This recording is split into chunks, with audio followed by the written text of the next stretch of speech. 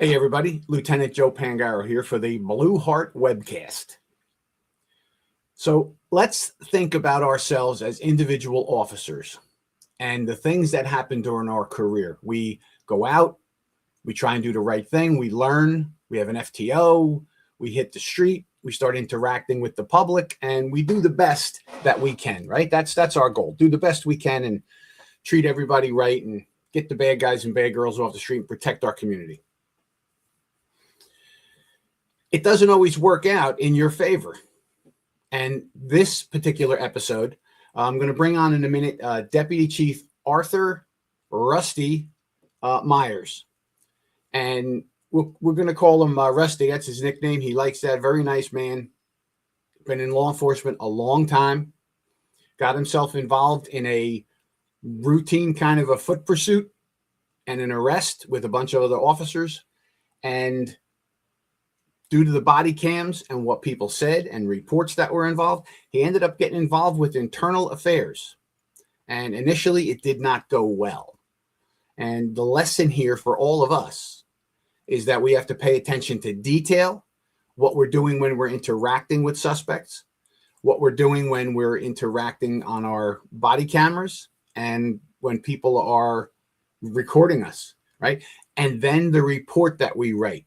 We want to make sure that it is completely accurate and that we look at anything that's a problem. The other side of this is that, internal affairs people for years have had a bad reputation. I was an internal affairs lieutenant when I got promoted to lieutenant. One of my jobs was to conduct internal affairs investigations. And what I was told was basically, get to the truth, best as you can. But what I did find, there was pressure from behind the scenes once in a while that tried to influence how things would go. If a high-ranking officer decided they didn't like that officer, you can have lots of problems. So I know there's lots of chiefs that watch here and listen, and I'm not attacking chiefs. What I'm simply saying is I viewed the internal affairs function as an integrity enforcer for our officers and our agency. If the officer did something wrong, they got to take a bite. That's what happens. That's the rules, right? That's the rules we play by, the public plays by.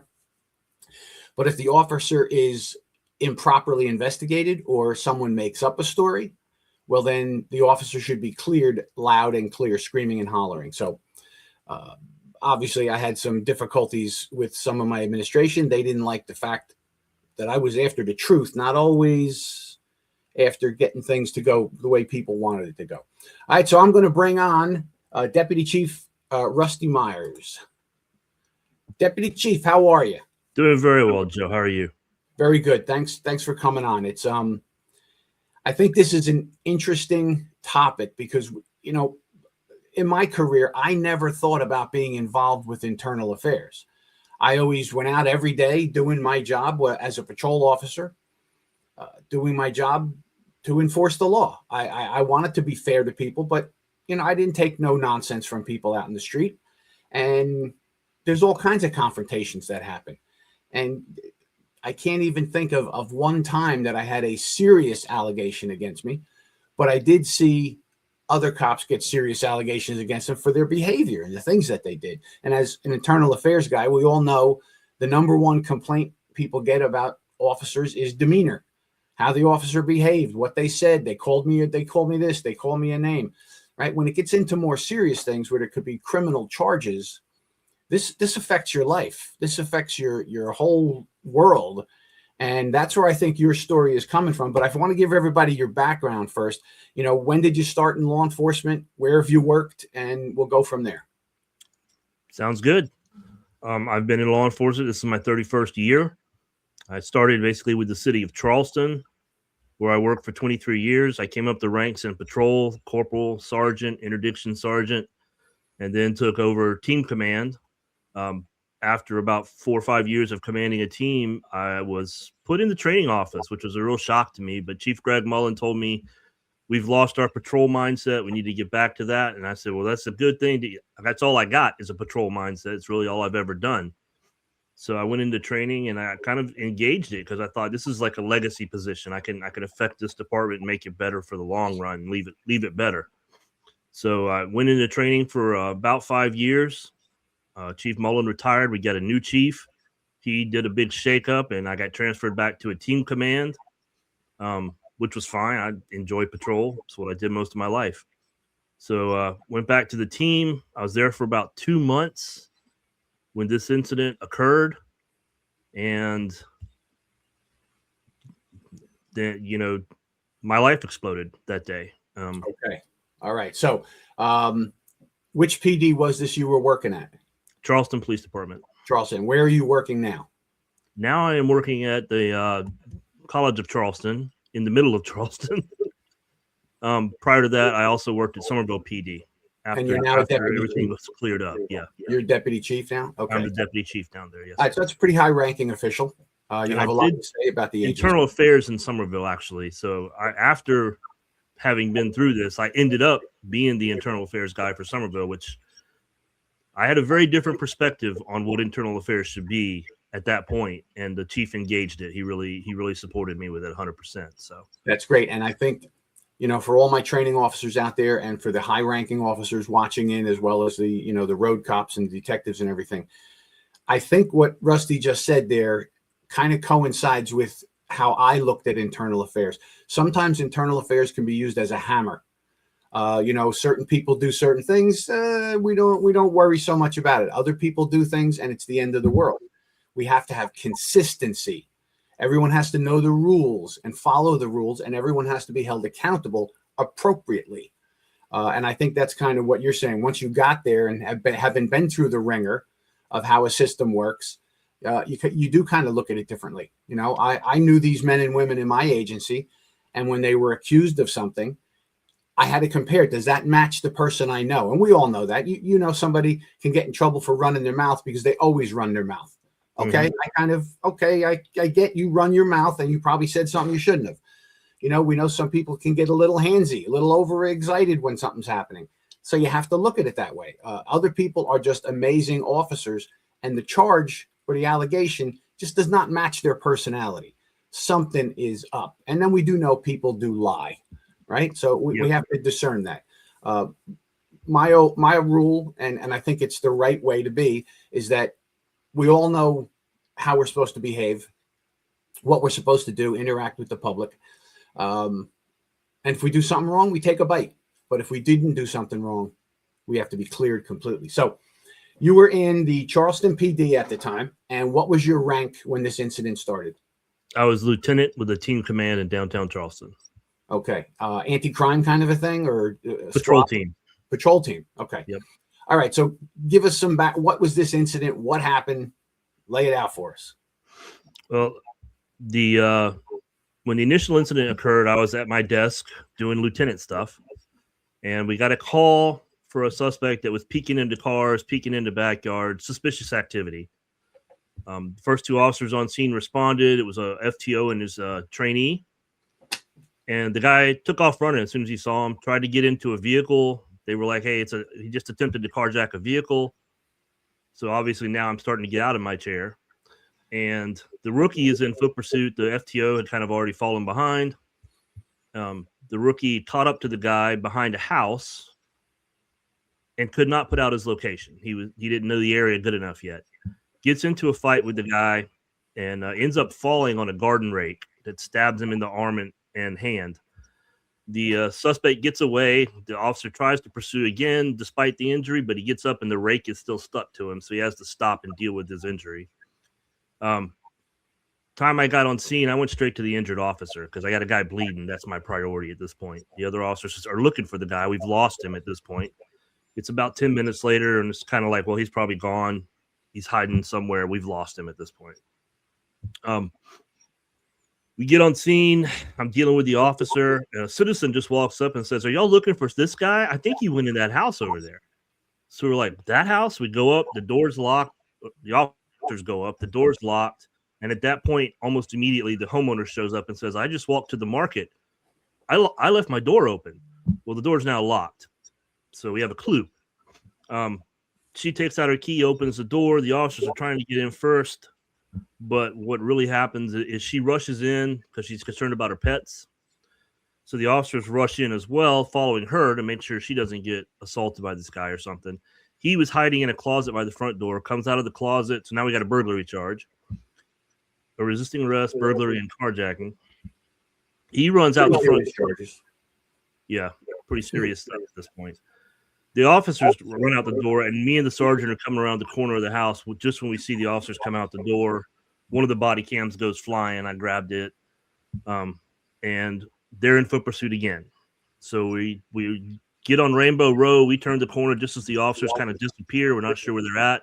So we're running down. There's 10 or 12 seconds where we don't see anything. Then we hear it. We get behind a house where the guy had run. He had run back there and slipped on some pea gravel, which is little rocks in the driveway. And he was laying in it. The officers are on top of him. The sergeant jumped in. He's the fourth officer on the pile. I said, well, this is, after Derek's show, which was down here in North Charleston, right up the street. The trial was actually in Charleston. A lot of other incidents had occurred, and my main concern was, okay, I'm going to stay back and get this whole thing on body cam. We're behind the house, surrounded by a fence on, 3 sides. No one can see us. This guy can allege anything. All the body cams on the officers are on the ground because it came off during the fight. Mine's the only one that's chin stuff, and I'm just going to stand back, get a good body cam of this. The officers start to put the handcuffs on. As they do, one of them stands up. As he's standing up, I hear another officer hurt. So I'm going to transmit something on my radio, basically to slow everybody down. We've got him. I want to stop all the cars running code before they run over a tourist, or I get a third officer hurt. As I'm doing that, I catch a corner of my eye. I see the officer stand, and as he stands, he slaps the guy on the back of the head. And I kind of make a mental note to ask about that. The officer's just kind of standing there at that point. Obviously, he's had at least 2 or 3 adrenaline dumps at this point, and he's playing in the rock with his boots, making like a little pile of rocks. Who was doing that? So, the officer that slapped him on the back of the head. Okay, so he's standing with the suspect and he's making a pile of rocks with his feet. The suspect is still on the ground. 3 officers are still on top because he's still wiggling and everything. So the suspect starts complaining about, I'm hot. It's 98 degrees in July in Charleston. I'm like, get him up off the rocks. They're hot. Get him up. So we get him up. He's in cuffs now. We have EMS come check him out for some scratches. And we walk off. He goes to jail. My main concern at the time is getting to the hospital because the guy who had fallen on the rake was bleeding like a stuck pig. And they took him to the hospital. The injury itself wasn't that bad, but he ended up with a severe infection from whatever was on the garden rake. But I'm headed back. I swing by the office to download my body cam real quick. I watch it on an MDT, which is an 11-inch screen. I look at it, and I'm like, yeah, he slapped in the back of the head. I don't know why, but I got to ask why he did that, make sure we're good. And about that time, the phone rings, and I grab it, and it's the officer. He's like, hey, what's going on with this? And I said, well, my only real question, I saw the whole thing, is what you slapped him on the back of the head for. And immediately he goes, oh, he was spitting. I thought he was going to spit on me. And I said, okay, well, spitting on an officer and performance of duty is a felony in South Carolina.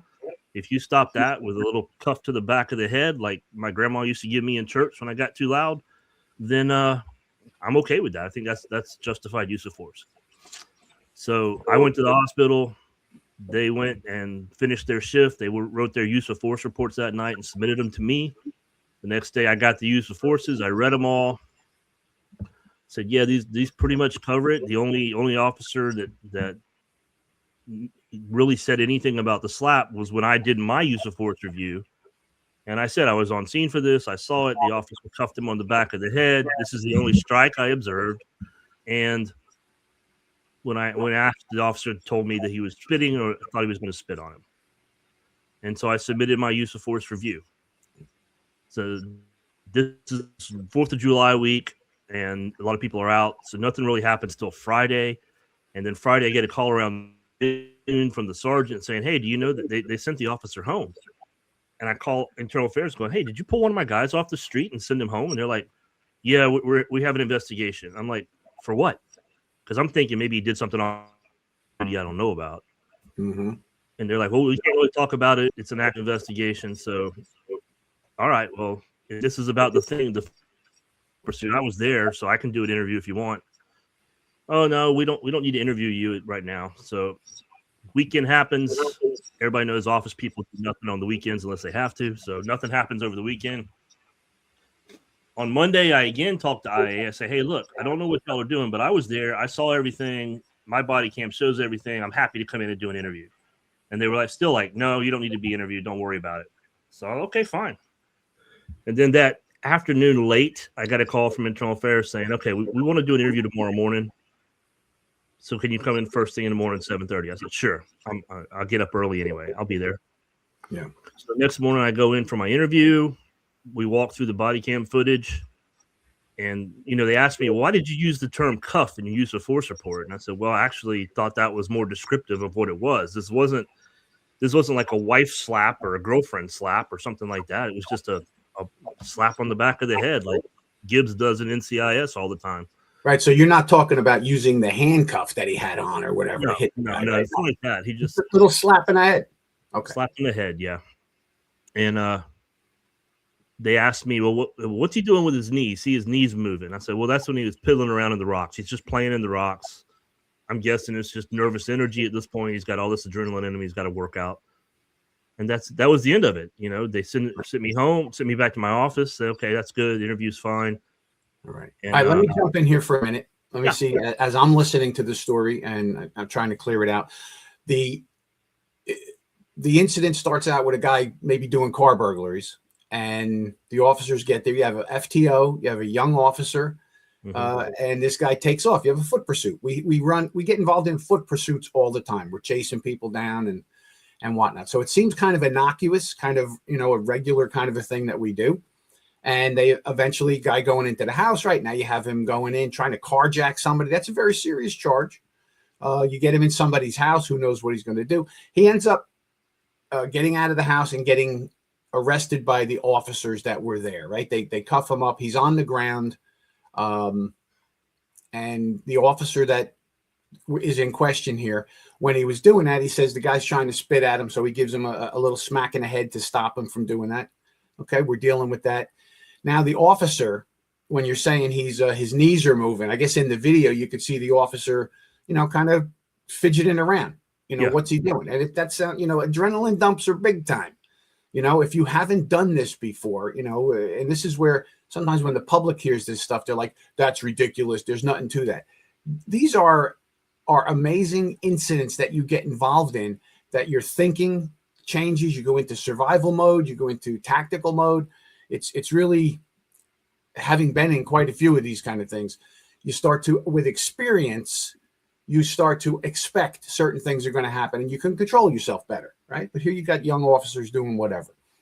All right, so you're going to go in and you're going to make a statement because you were there. You were the supervisor on scene, right? At that point, you didn't see anything that you'd say, hey, this cop was way out of line. This cop was wrong. People can argue about the slap. Should he have done it? Should he have not done it? This guy's going to spit on him. You have to stop that. Like we see ICE right now out there. People are trying to throw at them and spit at them. They're pepper spraying people, shoving people down, hitting them with batons to protect themselves, right? The world of arrest for a citizen that doesn't understand it can look really ugly. So the officer does a seemingly innocuous thing to stop this guy from spitting on him, gives him a little slap in the head, all right? So he's on the ground still, and the officer is fidgeting with his feet. And that's all you saw, right? You didn't see nothing else. That's it. Yeah. So now the investigation picks up. And how does that pick up? Somebody makes a complaint. I can't say one of the other officers make a complaint, but maybe somebody watching makes a complaint. Maybe the suspect made a complaint, told a family member. Was actually generated internally during the review process by one of the commanders. Okay, so watched it and said, okay, we need to look at that. Okay, so that's very interesting because in New Jersey, we have a lot of attorney general guidelines that we're expected to follow on pursuits and arrests and all kinds of things. And when the commander sees in our agency, sometimes you didn't know what went on. So we start watching the MVR cameras anytime there's anything that comes up. So one of the things we created was a form. Anytime an officer got involved in any kind of an incident, and it touched on one of these attorney general guidelines or our internal policies, they would fill out this form, the supervisor, usually the sergeant, fill out this form and attach it to the reports. And that told everybody up the line reviewing those reports, okay, do we need to go look at this a little bit further? Is this something we need? So we try not to miss any of those things. Right. So I get that. All right, so you go in and make your statement, and 4th of July weekend, everybody goes home, right? Nobody's around over the weekend. Pick us up from there. So Monday afternoon, I get called. Monday morning, I go in for my interview. We walk through the process. We watch it on thing. They ask me about his knees moving. They say, "Did you hear him say something?" I was like, "Nope, there's nothing on my body cam." And I was there. I didn't hear anything, but apparently he had said, "Shut the F up," when he popped on the back of the head.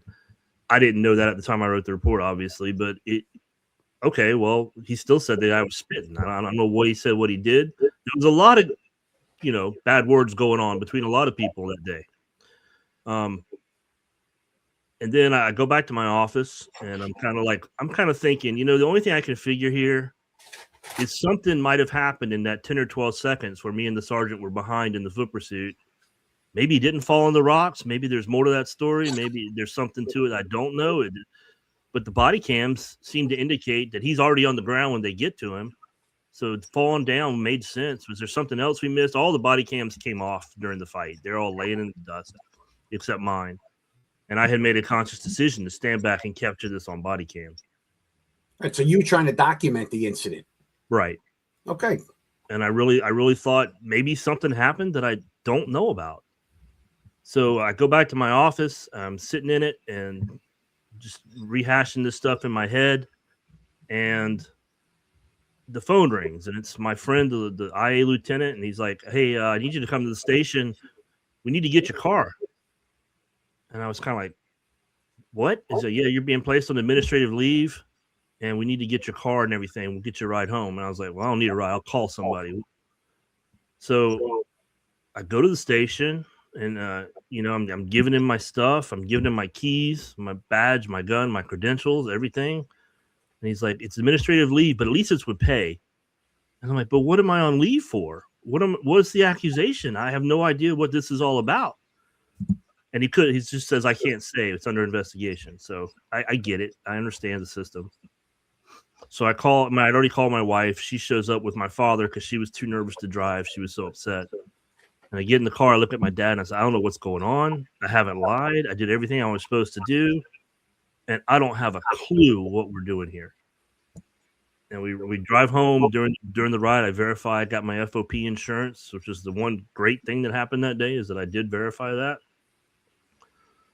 And that's the only time I ever. When did you find out why you were suspended with pay? When did they reveal that to you? Because, it's one thing if you arrest a criminal, you can't just, tell them we've arrested you and we'll let you know what you did 3 weeks from now because it's under investigation. You've been removed. Now, I understand internal affairs. You don't want to affect the officers talking to each other. That's the concern, that people will, synchronize their stories or whatever. But when did they finally tell you what you were charged with? Months later. Months later. Yeah, that night I called an attorney, got in touch with him. He responded. I went to Andy Savage's office the next morning with my wife. I told Andy the story. I said, "This is what happened. It's all on my body cam. I don't have any idea why I've been placed on leave." And he talked me through it. Andy was very concerned about my mental state because he knows what cops go through when they're under accusation. And at the end, kind of toward the end of the conversation, Andy goes, are they going criminal?" And I was like, "Criminal? For what?" And that was the first time that term had ever popped up. So Andy's got my back. I told him, I said, "I volunteered for polygraph." And they basically told me that polygraphs don't work if you think you're telling the truth. Well, if I think I'm telling the truth, then that's the purpose of the polygraph, right? Still confused by that. But I get home, and I'm just sitting, expecting a phone call. Admin leave, they can call you in anytime to do an interview or to re-interview you. So I'm just waiting on a phone call. And about 2 weeks later, I get a phone call from a SLED agent because they have been asked to investigate an assault. What is SLED for our? SLED is the South Carolina Law Enforcement Division. They're the highest law enforcement division in the state. They're our FBI, basically. Okay. So I start talking to him for a minute, and he wants to set up an interview. And then I'm like, well, wait a second, this guy's not my comrade right now. I'm a suspect. So I have an attorney. I need to check with him. And he's, oh, who's your attorney? I was like, Andy Savage. And he goes, well, Andy ain't gonna let you talk to me. So I didn't know you had an attorney. I wouldn't have called, blah, blah, blah. And he gets off the phone. So I call Andy. I tell him what happened. He said, yep, don't say a word. If they want a polygraph at this point, we'll set it up. We're not going to trust them to do it. And that was it for months. So the focus that I'm seeing here is there was this incident took place, what you saw as a standard kind of an arrest. Mm-hmm. A guy was doing bad stuff. He gets locked up. He fights with the cops. You have body cam footage of what you saw. You specifically decided to video the scene, so you'd have a record of this as the supervisor on scene, right? And then you get suspended. They don't tell you what the charges are. When they finally did tell you, what was this all about? What did they end up charging you with? So I actually go all the way to my findings hearing, which is almost 6 months later. It's in December. This happened in July. So I go to my findings hearing with the deputy chief, and I sit down, and she says, so I guess you know what you're charged with. And I'm like, I don't have a clue what I'm charged with. This place hasn't called me for 141 days. I don't know what's going on.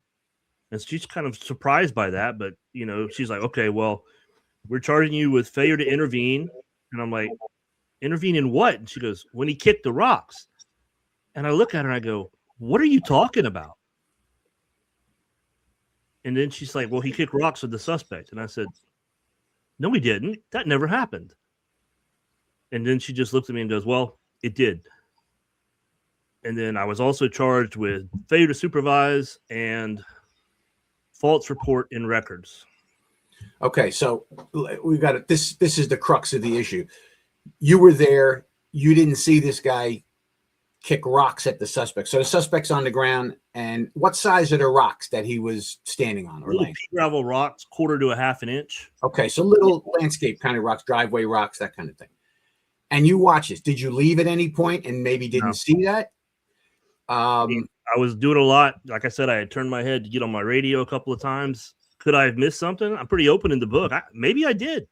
Right. But if I did, it's not on my body cam. It's not in any of the officer's statements. And only one officer standing up, the guy who slapped him in the back of the head, is the only one standing up. The other 3 are still on top of the suspect. So if he'd have kicked rocks at the suspect, he'd have also kicked rocks at 3 officers. And at least one of them would have said something about it, I would believe. And none of them in their statements say they saw him kick rocks or that rocks were kicked or anything. Right. So they did their investigation. They talked to all the officers. None of the officers said anything about rocks. Was there any body cam video from one of the other officers laying on the ground? It was tilted up and you could see, and he did this. No, the most of the body cams were there was nothing much on them because they had fallen off during the fight. Okay. Any witnesses sitting in a house watching the officers, and look at how he kicked stones on the guy. So who made the complaint of the stones? The suspect? No, the suspect actually had no idea when he was interviewed by SLED what he was there for, or he just knew he'd been arrested. But he did not make a complaint. He never mentioned rocks being kicked on him. So where did this rock thing come from? They have to have proof of it. Good question. We still don't know. I have no idea. During the officer's interview, I found out later when I talked to him about his interview after everything was pretty much done. He said his internal affairs interview was like a good cop, bad cop interview. It was very adversarial, which is not something I've ever experienced. Not that I've never really been in IA before. This is really my first case where I was actually seriously investigated. And he said it was, they were yelling at me because I kept saying, I really don't remember. I don't remember that. I don't remember what I did, which is, side effect of an adrenaline dump. You don't always remember everything. And he says at one point, well, let me just tell you what the worst case would be. The worst case is, I might have kicked rocks, but I don't remember. Well, apparently that worst case idea became the gospel at that point. Right. All right. So I'm not passing judgment on that officer. I don't know. It's tough when somebody runs and you have to fight when you do have an adrenaline dump. This is the human part of being a cop. Right. Now, that being said, that doesn't mean once you get somebody under control, you throw an extra punch. They don't get to pay the tax because they ran or fought with you. And that was a term that they used to use up here. I heard it the first time out there. Well, that guy paid the tax. What tax? Well, he shouldn't have fought with us, shouldn't have run. And I never saw those kind of incidents. But, some of the older guys, that's what he should pay the tax, for running. Okay, well, maybe that was back in the day, but it wasn't anything I experienced, but I heard it. Now, when I can only imagine that as I'm an interview guy, and I've written a book also on interview stuff, and I know as a criminal investigator, words mean things. The words that slip out of somebody's mouth when they're talking, when they're guarded or unguarded, they're comfortable, not comfortable, words that can slip out. When I hear, and I can't say it's gospel, but I'm saying it came from you that I get it, the officer, well, I may have kicked rocks. Could I envision in that moment with all these stress and everything, and I'm taking the devil's advocate side now, Understand that this cop was just annoyed. The guy was on the ground, flopping around, cursing, yelling, and hey, jerk, and he kicked some rocks at him. Could I say that possibly could have happened? I think you'd be foolish not to say that it couldn't have happened. But if he didn't complain about it, hey, look, I got hit in the eye with a rock. These cops were kicking rocks at me. You think that's the first thing he would say? Right. So it had to come from somewhere else. And this is where we have to really look at the integrity of our internal affairs program. Were they looking because they didn't like this cop? Did they have have dealt with him before where they know he's a hothead? So, we saw that his leg movements. Now, when they say they saw his legs moving around, did it show all the way down to the ground where his feet were on the stones? No. The only thing you see is his legs. Just his knees moving back and forth. Okay. Which I had observed, and I saw him make a little pile of rocks. And in my head, I thought, I don't want him to kick those. So I walked up and handed him his body cam that had fallen off during the foot pursuit, kind of to distract him and get his brain working again. And at that point, he took his body cam and he just stood there, and I didn't. Now, was that ever mentioned that while he was standing there, he made a pile of rocks with his feet? Did anybody? You reported that. I reported that. Yeah. So if I'm going to guess now, Rusty, I'm going to sit back here and look at this from the outside looking in. Mm-hmm. They see this officer standing there, whatever, his feet are moving. You mentioned he made a little pile of rocks. They probably saw him moving. If nobody said nothing about kicking rocks, I don't know where they get that from, but you could see where they might say, oh, well, that's what the guy did. Why would he make a pile of rocks? The lieutenant even mentioned the guy made a pile of rocks. We see his leg moving. He kicked, rocks at the guy. Mm-hmm. But if nobody is going to testify to that, the suspect beginning, hey, they kicked rocks at me. None of the other cops, we kicked rocks. No witnesses from a window said he did it. Could he have done it? Sure. And is that something you would deal with? Yes. But it sounds like what they said in this investigation was that they determined he did do that. You saw it and left it out of your report. Am I right about that? That's it. Yeah. And what I realized later on is that the kicking of the rocks was everything. I couldn't intervene in a slap. That happened so quick that, there was nothing I could have intervened to stop that. As far as being in charge on scene, I'm clearly giving orders, telling people what to do, getting the guy to EMS, getting him up off the ground when he complains about the hot rocks. Yeah. And then, but yeah, false reported records was the one they actually terminated me for. Terminated. And I said, I reported what I saw. Right.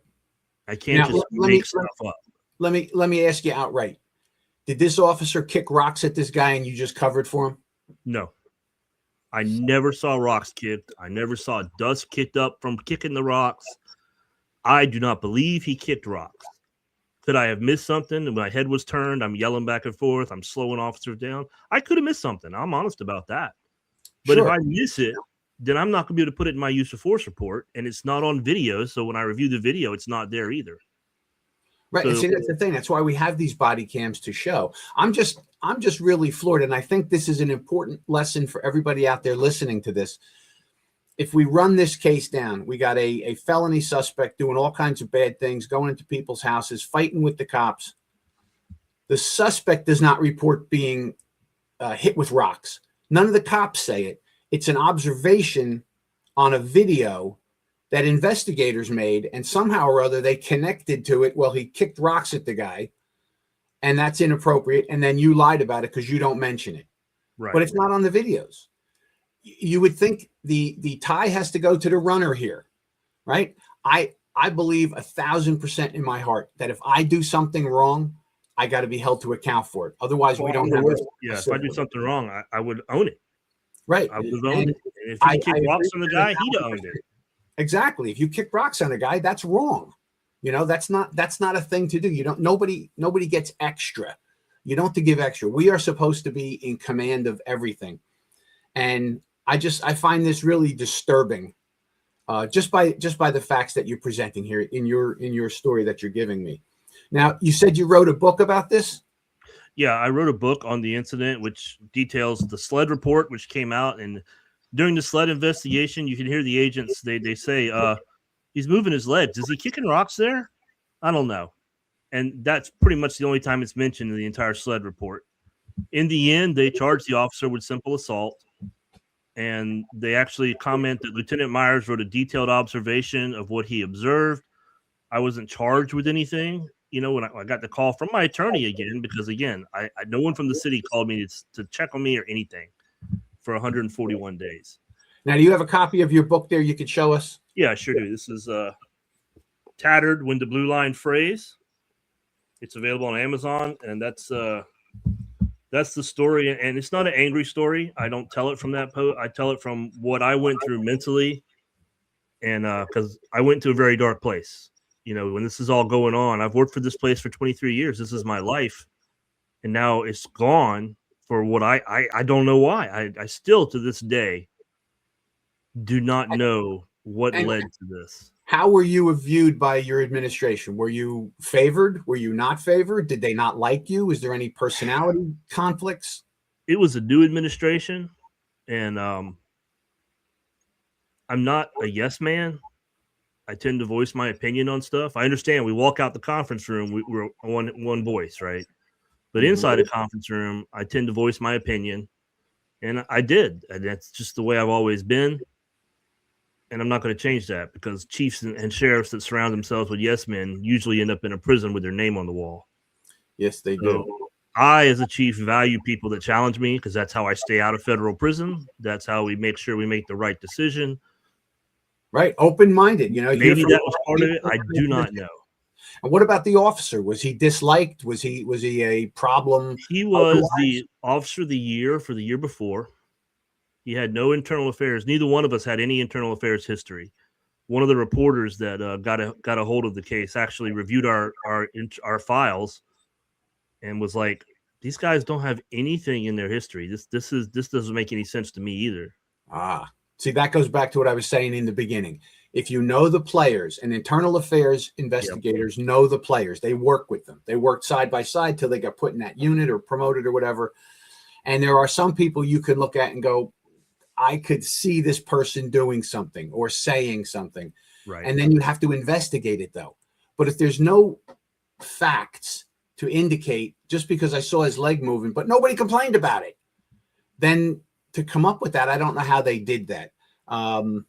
Interesting read. So a couple of things that I'm going to take away here. So I talked in the beginning about for officers and supervisors to pay attention when they're on the scene. When you said specifically, a lot of bad words were said back and forth. All right. This is part of the confrontation. When you're chasing somebody, you're wrestling with somebody, you're fighting with things are said, right? Things are said. People say, you MFer, you this. We hear it all. We see it on social media, put your effing hands up or I'm going to do this, that, and the other thing. It's in the line of command voice, I think. But I think the caveat here to take away is that all officers should keep that in mind, that you're on camera, and not that, because you're on camera, you do the right thing, because that's what we are. We're, men and women of law enforcement. But the reality is controlling yourself means also controlling your mouth, because people can get a very bad impression by what you say. So you can be angry, you can be upset, but we're supposed to control that, right?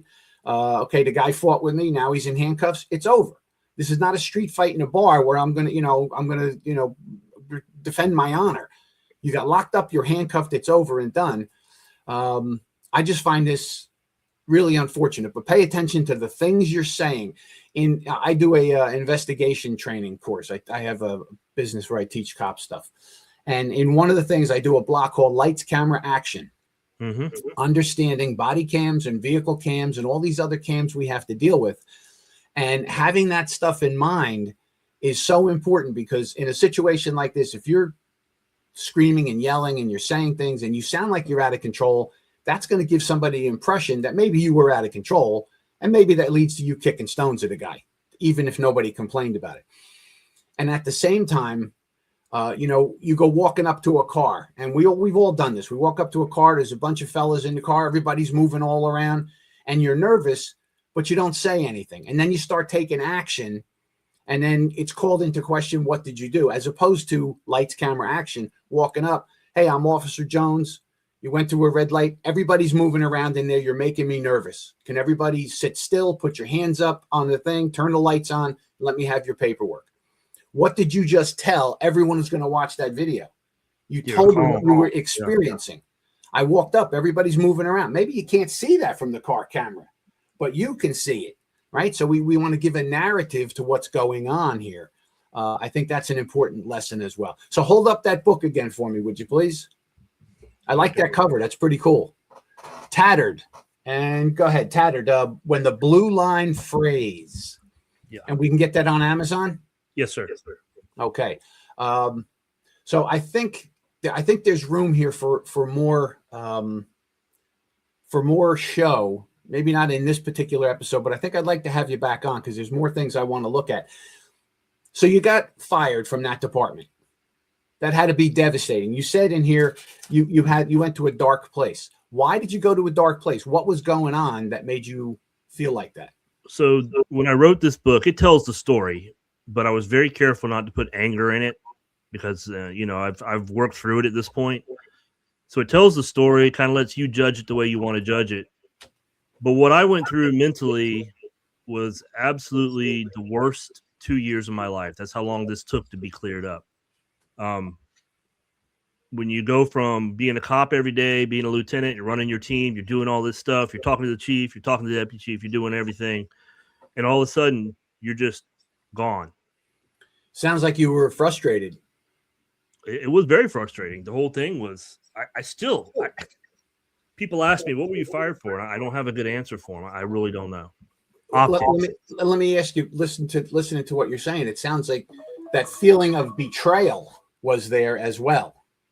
Without a doubt. And I started reworking them. I started working in my yard every morning from sun up until noon or 1, because it got too hot at that point. And I put in a pool. I just dug out an 18-inch hole to put the foundation in. And it was just, I had all these emotions and anger, and I focused it on the yard, working in my yard. And at the end of the, 1 o'clock or so, I go in the house, shower, sit down, sit in my lazy boy. And about 4 o'clock every day, I'd bring out a bottle of Fireball, drink 3 shots. I knew exactly how much to drink. And it would turn off what I called the loop. The loop was, what's going on? Why am I here? What? I don't understand. That just went through my head 24/7, except when I self-medicated. Okay. So as I talk to people, this is what I do. I'm taking notes here. It's funny, in a lot of workplaces, they talk about, a toxic workplace and this and that. What I have found in lots of police agencies, they say it's not the people outside you got to worry about. It's the people inside. And I was reading an article. I write for the Blue magazine, and I was reading an article about toxic workplaces, and you see these officers talking about, the internal politics. And sometimes we have people who are very good at being leaders, some people that are not very good at being leaders, and that can be toxic. I worked for a very toxic leader, destroyed the department. We had great chiefs prior to this guy. He came in and just destroyed the agency, turned people against each other, and it was really a hard place to work. So I get that frustration that you're feeling. But I have to say, I introduced you as deputy chief. So what happened? How'd you get back on the job? So we went through the hearings. My certification was under review by the academy, which controls our certifications in South Carolina, because I was accused of misconduct by the city of Charleston. We had the first hearing is before just a lawyer that works for the academy. He sits in judgment, and he's got a preponderance of the evidence job to say yes, it happened, or no, it didn't. So we went to that hearing and presented everything, and about a month later, we got a letter saying inconclusive. Yeah, So I would say at the very minimum, it's inconclusive, which is just now that's even because now the loop is just still running the whole time. And I wrote this book to help an officer going through this so they know what to expect, so they can understand whenever the loop is running that alcohol is not the answer. There's other things you can do.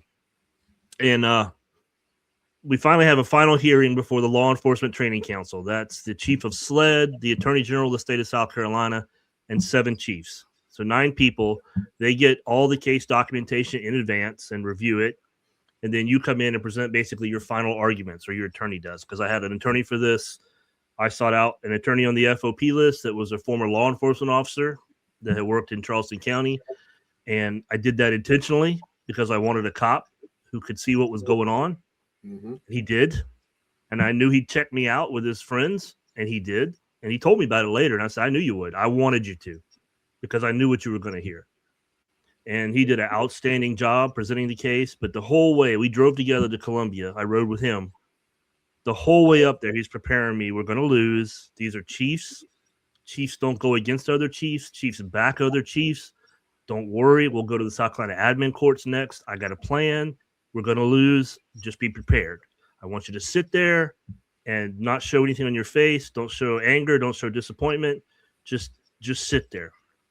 So Jack presents the case, and we get to the end. The city presents their side of it. So the whole kicking rocks thing, they weren't even allowed to bring that up, because what happened, the officer's case went a few weeks before mine, because he was also accused of misconduct. And in that hearing, the LETC said, you can't say he kicked rocks. There's no evidence of it. Because now we're actually in a court where evidence matters, right? So that gets thrown out completely. So they get done presenting everything, and there's like this long pause where nobody's talking. And each member of the council can ask questions or say whatever they want. But there's this long pause, and finally, the Attorney General of the state of South Carolina says, this is not misconduct. Why are we here? Thank God. Ironically, was the same thing. We presented the case to Jack's wife, who's the judge, and she stopped us 5 minutes into the presentation and went, that's the case? Why are we here? That was my exact reaction. Where's the evidence? And I was like, that's the same question I've been asking. That's part of my loop. Why am I here? So the Attorney General says that. There's some discussion back and forth.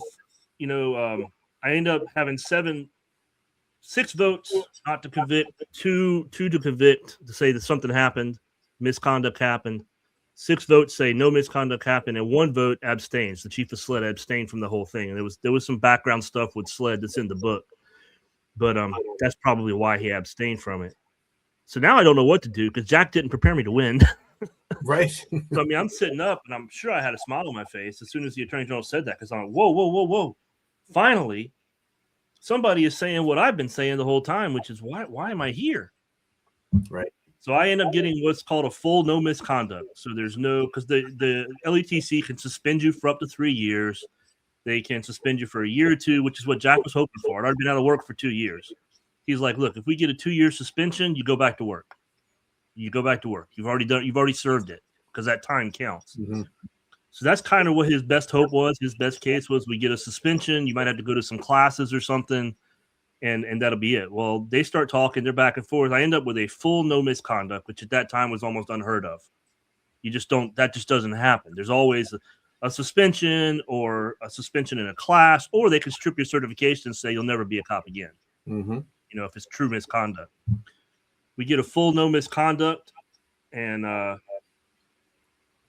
really didn't know what to do. It's first time I'd won. I'd been through like 4 hearings at that point, and I'm just like, we get in the car, we're driving home. Jack's calling his friends, going, dude, I got a full no misconduct. You won't believe this. I'm calling my parents. They were on vacation in Utah. My mom starts crying. I look at Jack. I go, we got to go back because now I'm really angry. They made my mama cry. But my mom and dad were with me the whole time and stuck through it. And the next day, I had an interview. I literally got a call that day, come in for an interview tomorrow with Somerville Police Department, Chief Doug Wright. I have known for most of my life. We grew through the ranks together at different departments, but we've known each other. We've stayed in touch. So I walked in the next morning, and the deputy chief came out and got me for the interview. And I walked into the foyer of his office, and he gets out from behind his desk. He meets me in the doorway. Doug's a polar bear. He's a huge human being. And he just wraps me in his arms and holds me tight. And he goes, Rusty, I know you've waited so long to hear this. You're hired. Have a seat. I go back to Somerville. That's my hometown. I'm 7 minutes from the station. I'm like, okay, this is great. I'll end my career here. Me and Doug get along good. I went to him a couple weeks later and said, look, I want to put something together, a leadership class. And Doug's like, awesome, let's do it. So I put together a leadership class that we still teach with Somerville PD, even though I'm in a different place now. I bring my guys and we go to Somerville to teach the class. And I go to internal affairs, believe it or not. Doug stands in front of all the officers at the promotion ceremony. My family's there, my wife, my son. And Doug gets up and he gets the badge and he's getting ready to promote me to internal affairs inspector.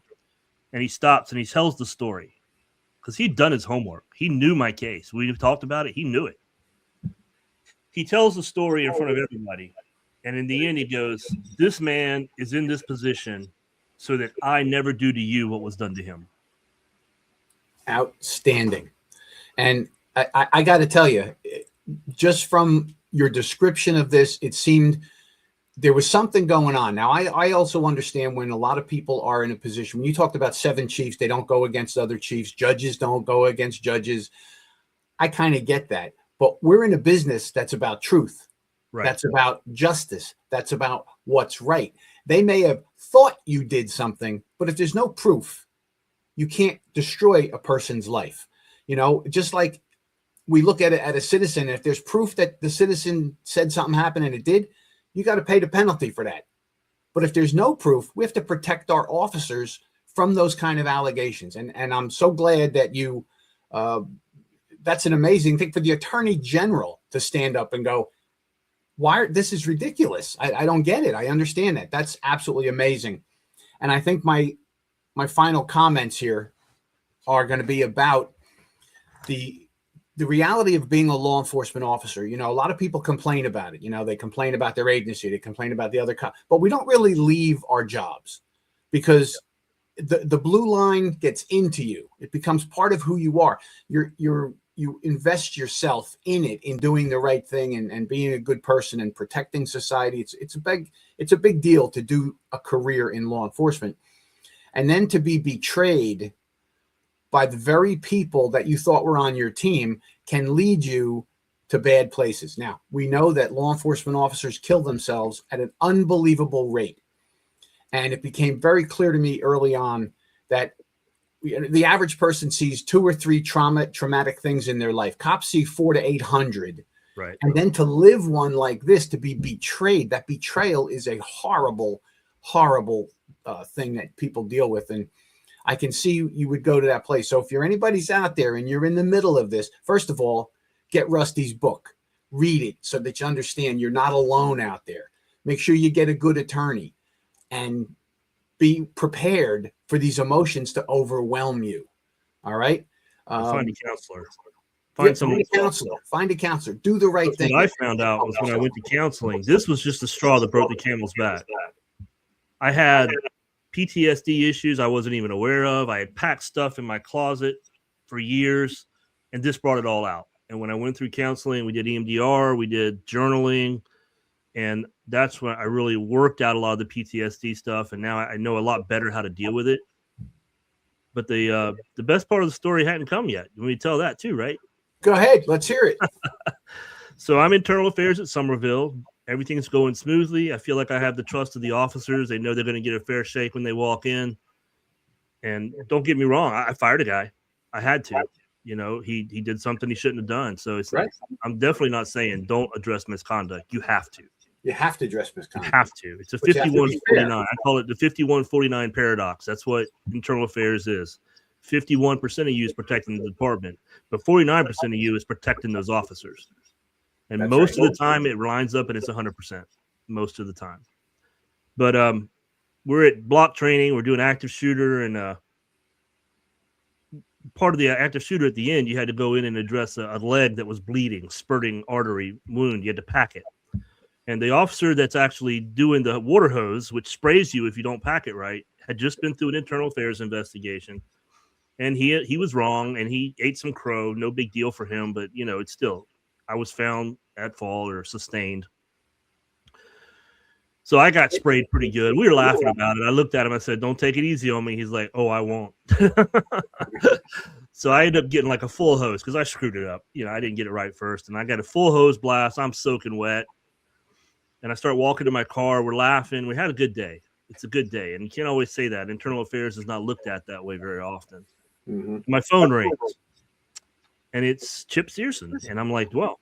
You know, Chip had stayed in touch with me. He was the only commander from the city that ever checked on me or anything during the whole process. And he had become the chief of police at another department. He calls me up and he goes, "How you doing?" I was like, "Oh, it's great. How are you? You know, I'm having a good time here. We're doing good stuff." And we talked for a minute. And he goes, "My deputy chief is retiring." I'm like, "Oh, really? Oh, okay." I knew her too from the city. And he goes, "If you're interested, you should put in." And I was floored. I even told him, I said, I got to think about this for a little bit. I'm not sure. And he said, "That's fine. Nothing happens fast here. Everything takes forever. Just let me know something. And if you're interested, put in." So I'm sitting in my car. I go home. I talk to my wife, who, you know, my wife saved my life at one point. She's the one that basically told me to call a counselor right now. And I did. But I tell my wife, and she's like, "You idiot. What did you tell him?" I said, "I need some time." "You're an idiot. Call him." So I call my father. I'm talking to him. This is Friday, of course.